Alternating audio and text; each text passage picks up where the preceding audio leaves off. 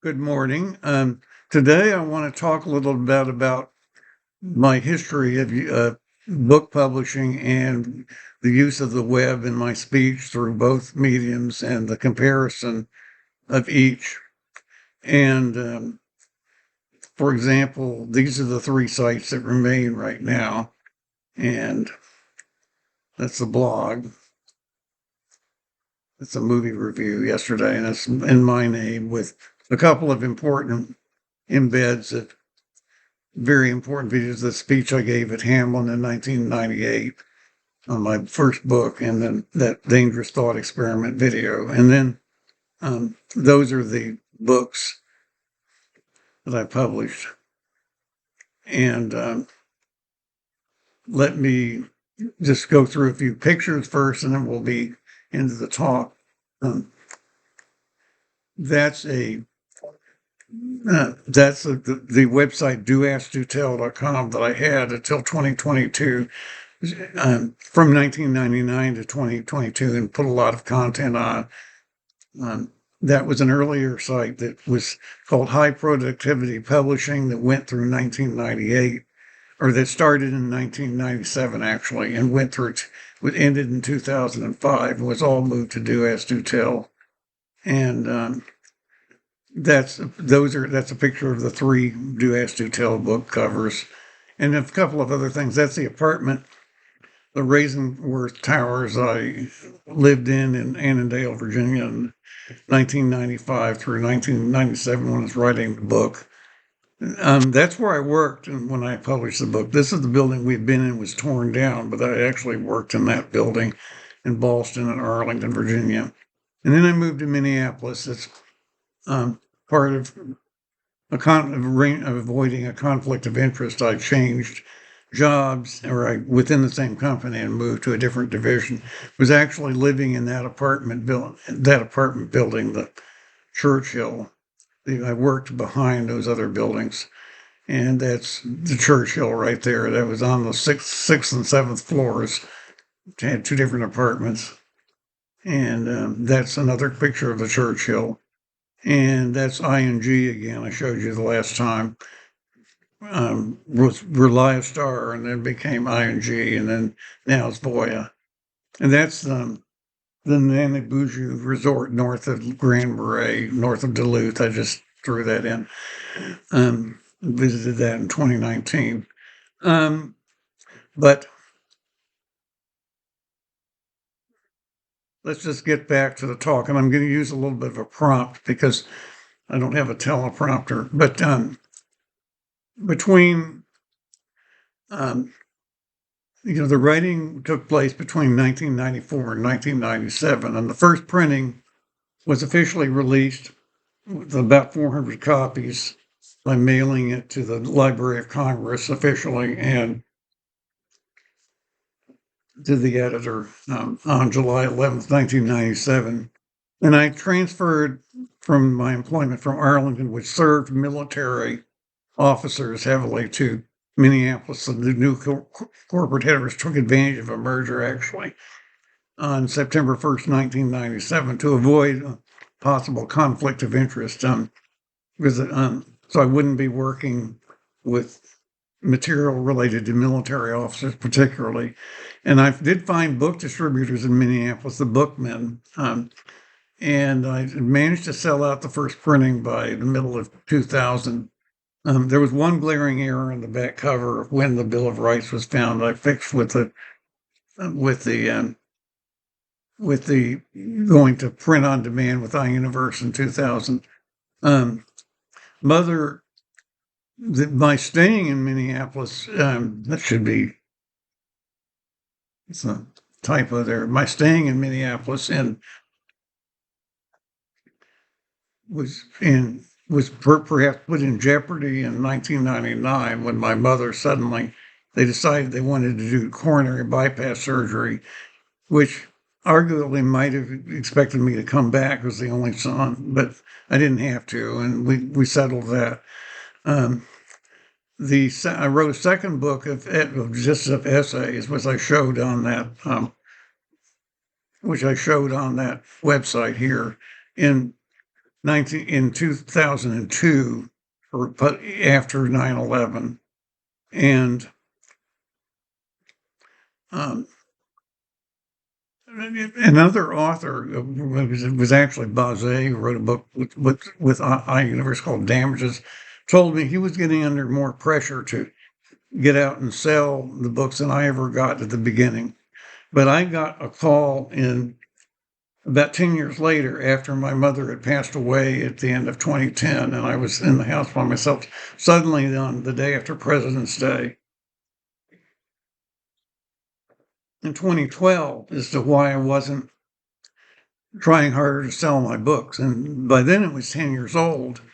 And the subject matter, remember, was, in case any of you, to just refresh your memory, was gays in the military and how the justification for lifting the ban was so dependent on the idea of people of the same sex being in limited spaces or in confined spaces in forced intimacy, and how that was related to my own expulsion from William and Mary in 1961 from a dorm environment that was arguably similar. That was sort of the underlying theme. I got the call from iUniverse, but what I decided to do was write a third book, and I went to a different publisher within the same company, xLibris, which was sort of updated the first two and added some material about filial responsibility, about family issues, and about free speech, internet speech that we talked about in the previous videos. And I'm working on a fourth book now, which I didn't catch all these. Working on a fourth book now, which would bring everything up to date, up to the issues that are going on today, and is written in a form to encourage filmmaking by writing it sort of in a pseudo screenplay format. I explained that in another video. But there's a basic question about trying to become influential, a person of influence, by writing about your own life, which is what you know, and what your own personal slant on various public issues that may have affected you personally in an unusual way, which was the case with me, rather than on writing what other people want and trying to sell big by pleasing other people, meet other people where they are, rather than where you want them to be, sort of thing. And yeah, the idea has gradually become that when you become even a self-published author, you're really supposed to make it a business. You're supposed to sell, run a lot of, run promotions yourself, run giveaways, or run discounts and buy in volumes, and be able to have an office. And sort of the Talib, you must start a business idea from skin in the game. You need to get an LLC. You need to spend your time on business issues rather than on writing, and become a business person and have people depending on you and have your skin in the game, kind of thing. That is and you leave the movie makers the adaptation to others. You that's your place in the world now. That seems to be the idea. And I've talked about that before. The internet has changed things so that you could be a salesman and do something like that for years in the world that my parents lived in. My father was a manufacturer's representative from 1936, I think, until I think it was 1971, with Imperial Glass. That's 35 years, and he could do one thing and have a house and raise me and sort of have a limited, almost good cult-like kind of life, within the church and everything, and be an influential person, but sort of in a circumscribed way, and that was the way the first 35 years of my own life was, of my own adult life. from 1970, or first 25 years, 27 years, until the internet came along and changed everything, and then changed the entire strategy. I did start attending pitch fests. I had to cancel one because it was at the start of the pandemic in early 2020, but I attended them in 2022 and 2023. The one in 2023 was in California, and it went very well. I got very interesting feedback from it, arranged by iUniverse. So that part has gone well. But what I did was I started moving away from trying to sell copies of books, you can buy the Kindles, by the way, and they're much cheaper. And I know there's a controversy right now with Amazon and Kindle, but I don't think that would matter to me, in a practical sense. Remember, we've explained that self-publishing of text online started becoming feasible around late 1996. And I created a support website. I just need to catch these before. Created a support website called High Productivity Publishing, which I showed you the picture of a while back. It was this thing. Back in 1997, when I first released the book, and then created Do Ask, Do Tell, which is the name of the book, in late 1999. And the content areas that I covered were Don't Ask, Don't Tell, and the repeal, and the whole idea of forced intimacy in the barracks, and that whole argument, Sam Nunn and Charles Moskos, and all of that kind of thing. And then that issue, it's kind of an unusual issue as public policy issues went. And it tended to get you involved in other issues. The whole idea of personality polarities that Paul Rosenfeld developed in the 70s with the 9th Street Center, and which have become more or less like gender identities now, which was not the intention in development. And the performativity idea of Judith Butler is better known than Paul Rosenfeld is, but it's the same idea. And the idea of keeping government off, keeping gatekeepers away from the internet, the Child Online Protection Act litigation, which followed, by the way, the Communications Decency Act that did leave us with Section 230. We benefited with the Section 230, but remember the censorship part of the Communications Decency Act was struck down in 1997, actually, I think it was. But I covered other identities because I was an only child and didn't have children myself. My mother's care became a disproportionate responsibility for me. The whole idea of filial responsibility laws in some states became a little bit controversial in the middle 2010s or before then. The whole idea of traditional ideas about family values, patriarchy, masculinity, femininity, in the traditional sense. Doing that through having children and raising a family, which gives you more agency, gives you more skin in the game. The public health issues with, the gay male community with HIV in the 1980s, but then COVID was almost the reverse of that, where it was people in large families, traditional families, that were the most vulnerable to COVID, and gay men actually had very little trouble with it, living alone a lot and so forth. Kind of a paradox or an irony of history.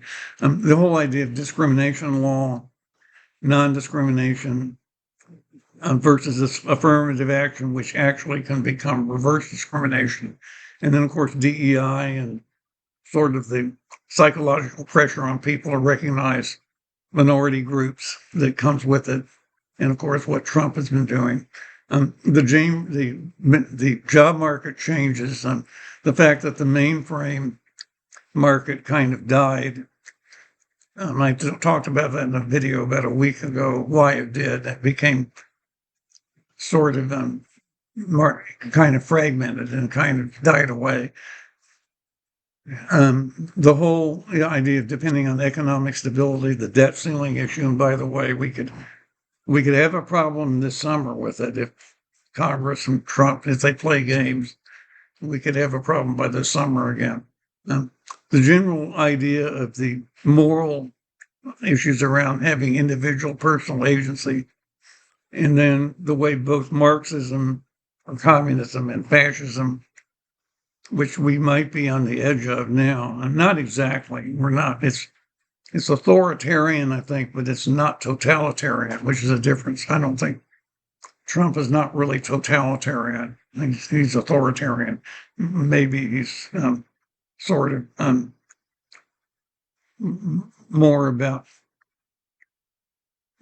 patrimony than anything else, I would say, than even conventional authoritarianism, patrimonialism, something like that. Internet security issues on special risks, like, the possibility of being framed for something, trademark issues. One of the issues I covered, I did lots of movie reviews. That was actually the biggest thing when I used Blogger, and book reviews. I did a lot of other book reviews and sometimes stage event and music concerts. I did not cover gender ideology very much until at all. I didn't cover it, but I didn't really, it was starting to show up in around 2015, 2016 a little bit, but I didn't really realize it was a big problem or becoming a major problem until after the pandemic was winding down in 2021 and 2022.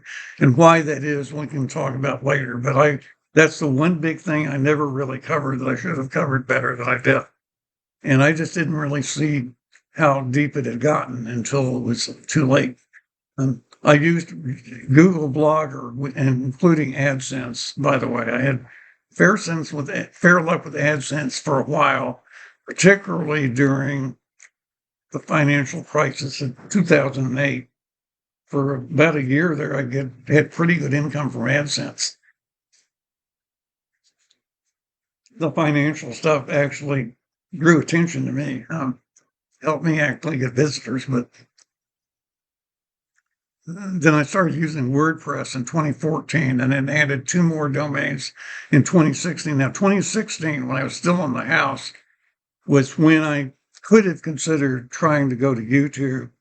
One of the things that's real important is that I started self-publishing and promoting myself just with a proprietorship. I did not set up an LLC or limited partnership or anything. Just ran it as part as an individual, and I kept the scale because I didn't really sell very many books on my own. I did a little bit when I was in Minneapolis when I started. When I was still working for Reliostar and had published the book, those pictures I showed you earlier, from 1997 till the end of 2001 when I had the layoff. And then I left Minneapolis and came back at the end of 2003 to DC. But I was in that apartment building, the Churchill, when I was running this at the beginning for about 4 years, or actually 6 years. So I could have caught on to the idea of getting a sponsor, getting sponsorships, and getting enough hits to get ad revenue or to get monetization on YouTube. But I never really tried to do that in any formal way. I stayed with blogging, which I thought I could do better. And I actually did publish people on my WordPress blogs that other articles wrote, particularly about the pandemic. I did that in 2020 a lot, with the early days of the pandemic. But I never really had a formal business as such. And so some of the problem, because I came into this so much earlier that I didn't really realize that people would be setting up little 5 to 10 person companies and running big, very profitable YouTube channels. And that was mostly probably after 2016 or 2017, it got much bigger. And then the censorship started from the left, largely from the left. Um, but I didn't quite catch on to doing that because I came in so much earlier into this self-publishing. I just did it myself without really a corporate structure. So I didn't do a lot of the things that other people have to do. But doing it the way I did it, I had, when mother died, I did have an estate, and I had my own funds, and then there are funds that I can't use that I have to hold for the beneficiaries, which most of it can only be accessed after I die, which is not a good way to do things. I've talked about that before, but more than half of what's in the trust I can't really use. So, but I never asked for donations, or I never used Patreon. I didn't think for somebody who had inherited wealth that was legitimate. But doing things as an individual the way I did them, without joining and helping raise money for nonprofits, or joining them, or being allyship for BLM, or allyship for the LGBTQ. And of course, before the TQ started becoming more of a controversy. And again, we didn't realize how much controversy it was creating until after the pandemic, or I didn't anyway. It was starting to before, but it wasn't being talked about very much. So it puts pressure on nonprofits when some people like me don't join them but compete with them. That can kind of put pressure on them. It could put pressure on the jobs of people who work for traditional, media companies. But they're under a lot of pressure anyway, of course, particularly now, as you know, in the political climate right now. Could I do a Substack? Maybe later on, but I would have to be brought up to date with my material, and particularly the way you could correlate the polarities I talked about with Rosenfels to the gender ideology debate today. I can certainly work on that, and will, in the new book. Um, there were drawing attention to yourself with something that's not paying for itself, could draw security problems at home. When I was home with my mother from the end of 2003 till she passed away at 2010, it never did, but there was one little scare in 2007 where I was kind of concerned about something that happened by surprise, but it blew over. But that did lead to my second leaving of substitute teaching. There was a conflict that occurred with my work, my online stuff, and the substitute teaching eventually. That's something I'll cover, I talked about in the last video, but I may cover that in more detail in the future. But the idea that being socialized, having dependents, people having depend on you, best of all if they're your own children, gives you more skin in the game and gives you more right to be heard than just if you're just simply showing off that you can be a good critical thinker and can criticize things, but you don't have any accountability for it. If you have some direct accountability for the results of the things you've said or put online, that is more ethically valid, I think, to be in that position. So that, again, having a family of your own is the best possible way to do that, but that wasn't really available to me. I was 72 before, by the way, gay marriage was fully Obergefell happened. So I lived in a world with a lot less protection, even though I was okay personally, because I worked as an internal, as an individual contributor, and wasn't under much political pressure. I created the political pressure by getting to this when gays in the military came up as an issue in 1993. And I was working for what was then Uslico Corporation. It became Reliostar which bought it. Being bought out actually benefited me. It relieved a potential conflict of interest and created one. So in the private industry world, sometimes it's actually better to be bought.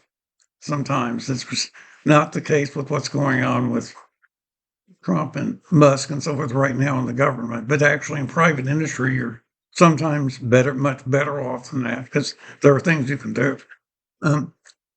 the kind of self-published critical thinking I was doing was very welcome in the early days, and it became controversial to some extent.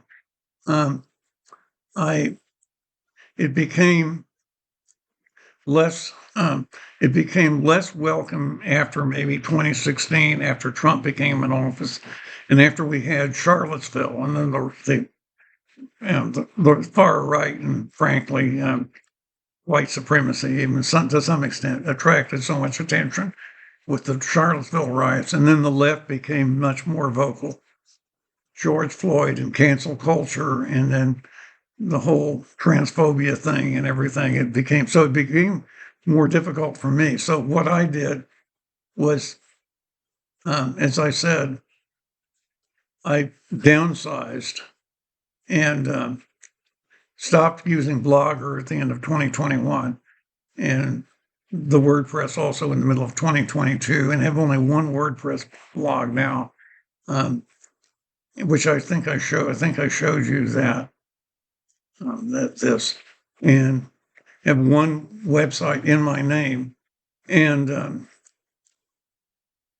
what I do, my policy now, because I've been concerned about using do ask, do tell as a trademark if I'm not really using it to make money or support myself. I'm a little concerned. There are other people who've used it, other TLDs. I have the .com and .info, but there's a different one that's .org that is unrelated to me and so forth. I've been concerned about that. So the only thing, I stopped using it to express my opinions and only use it as a repository to promote my books for commercial purposes only. And I stopped using my nickname, Bill, as an identifier, because social media, Facebook particularly, forced us to use our legal names at one time. So I started using J everywhere.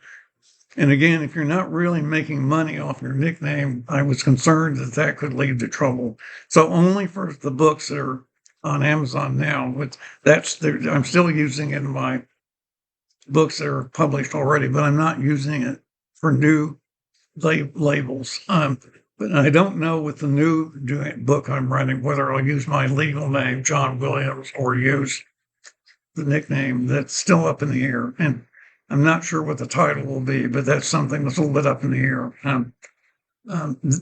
Because I really do have to make this work commercially the next time.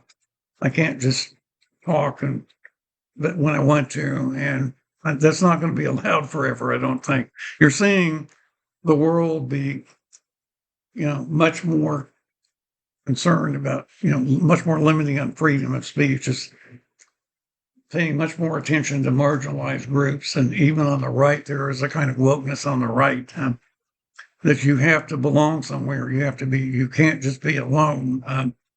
You have to provide for other people on one side or the other. You kind of have to join one side or the other now.